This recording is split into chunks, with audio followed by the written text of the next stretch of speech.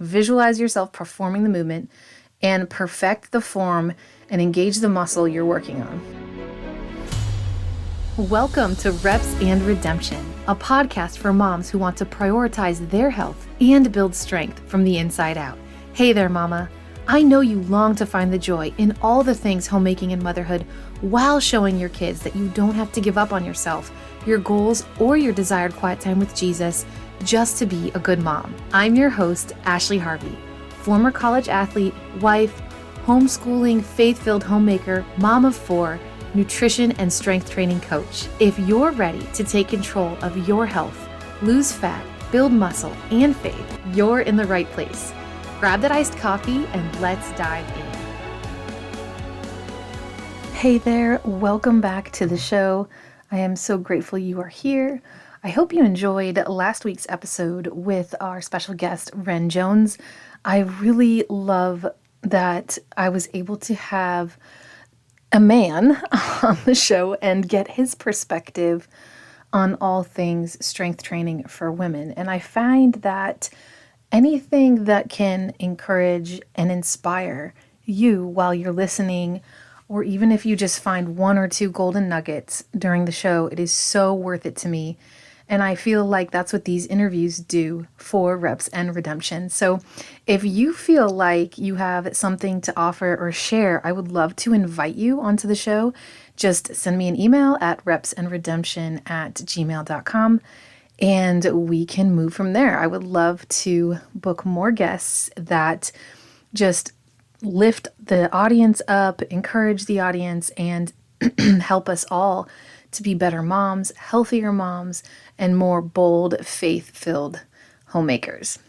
So let's get started with today. It's going to be a shorter episode, and I'm going to keep it simple and sweet, but I want to talk about mind and muscle connection. And I think one of the reasons why this kind of intrigues me personally is because as moms and as a homemaker myself, a lot of things that I do on a daily basis run on autopilot, which is good. And I know we've all heard before how Steve Jobs would wear the same thing to work every day.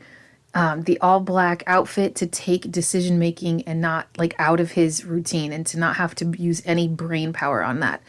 And I think that with homemaking and some tasks that we have in our houses, that can be very helpful. I mean, we make 100 decisions before lunch, or if we're not really well planned, we kind of like to have options, and a lot of things we do are just habitual, which I truly do believe in habits. And I think habits set us up for success. And discipline outweighs motivation every time, because motivation is, let's be honest, as moms, and now I'm about to pop here with baby number 4. And it's just, thank God for discipline and habits, because otherwise I just probably wouldn't even be working out right now. I'm so pelvic floor heavy. I'm uncomfortable. I feel out of breath, overheated, but I have created the discipline and the habit of working out every day, 5-6 days a week for 30 minutes to an hour. Just kind of depends. I kind of listen to my body, and I don't push unless I feel like I can push a little bit more, and I do want to get stronger, but I also want to be mindful that I am in the home stretch and I don't want to set things off too early. But I think that with mind and muscle connection, when it comes to strength training, there is some things that we need to pay attention to. So, I'm not going to lie and say I haven't had those days or those workouts where I've walked in and just kind of went through the motions. I have been lifting weights for 20 years now, and I definitely have been there, done that, did it last week. But I've noticed an improvement in strength, mobility, and basically in my goal to gain more lean mass and get stronger when I actually focus on what I'm doing. So today's episode is about 4 tips for improving your mind and muscle connection during your strength training exercises.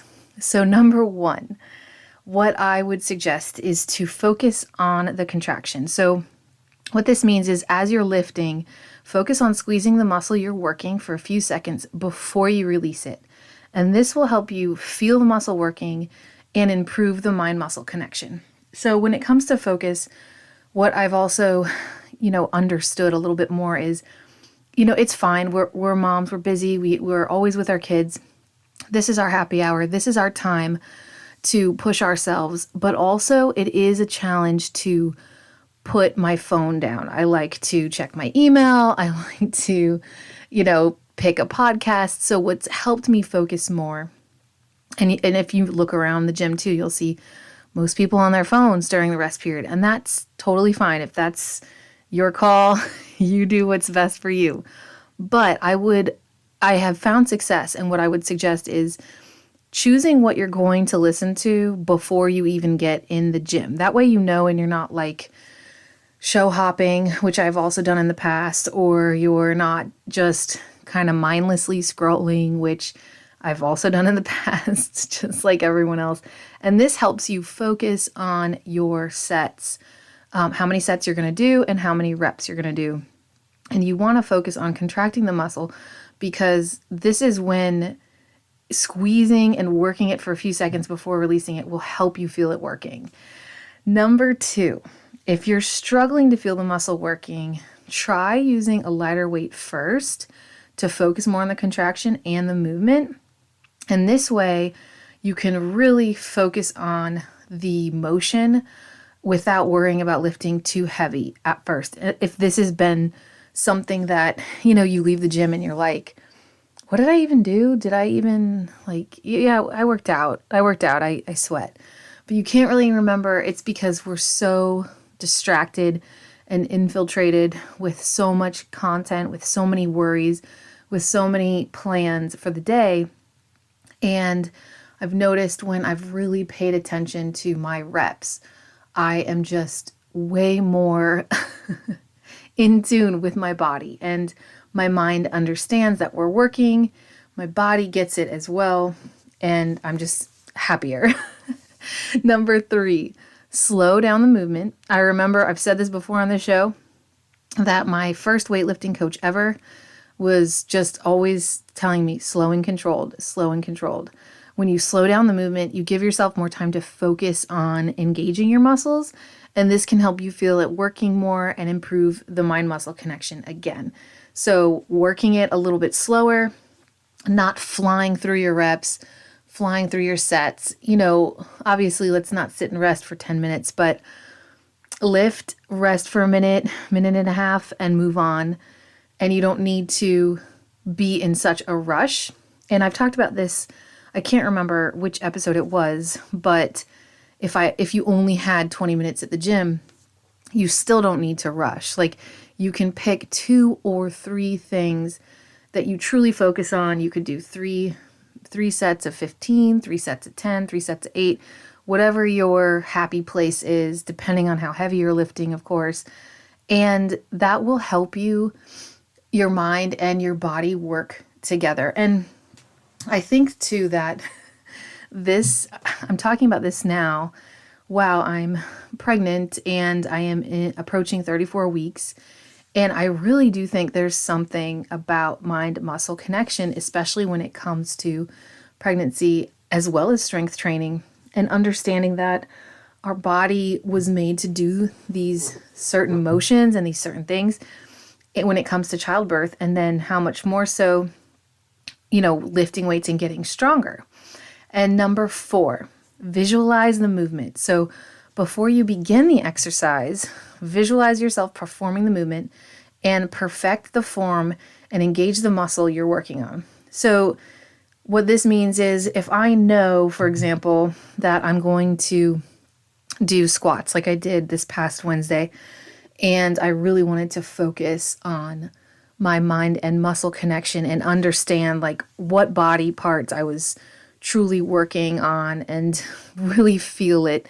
So I would basically practice a couple squats in my room, pretend the bar is on my back, like upper back, and then I would dip down into the squat position. I would squeeze my quads, even my hamstrings would end up squeezing a little bit. My glutes would be squeezed. That's my booty, your booty. And then you would exhale and lift up.